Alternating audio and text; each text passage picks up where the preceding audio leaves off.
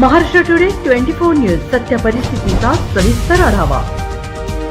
बोरगाव मंजू येथील अनोळखी खून प्रकरणाचा उलगडा अवघ्या 12 तासात।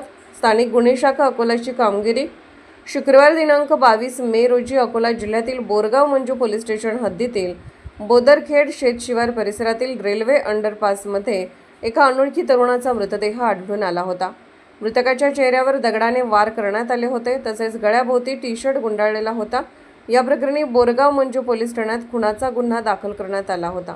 प्रकरणाचे गांभीर्य लक्षात घेऊन पोलीस अधीक्षक श्री अर्चित चांडक यांच्या आदेशानुसार स्थानिक गुन्हे शाखेचे पोलीस निरीक्षक श्री शंकर शेळके यांनी तपासाची सूत्रे हाती घेतली।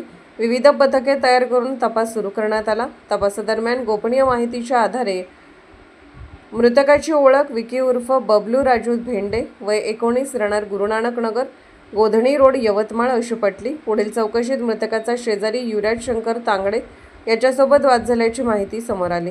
यवतमाळ पोलिसांच्या मदतीने आरोपी युवराज शंकर तांगडे व 41 याला ताब्यात घेण्यात आले। चौकशीत त्याने पत्नीशी अनैतिक संबंध असल्याच्या संशयातून विकीची दगडाने ठेचून हत्या केली असल्याची कबुली दिली।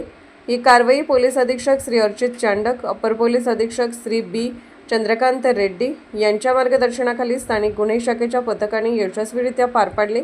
महाराष्ट्र टुडे मराठीसाठी ब्युरो रिपोर्ट संजय दास सोबत समीर खान, अकोला।